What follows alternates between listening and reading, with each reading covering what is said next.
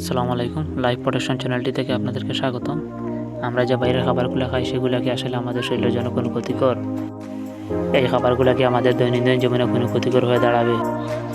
তো যেভাবে বাইরের খাবারগুলো তৈরি হয় সেরকমই কিছু ভিডিও নিয়ে আমি আপনাদের সাথে তুলে ধরব। আমরা প্রত্যেকেই জানি যে পরিবারের খাবারগুলো যেরকম হয় বাইরের খাবারগুলো তো এরকম না।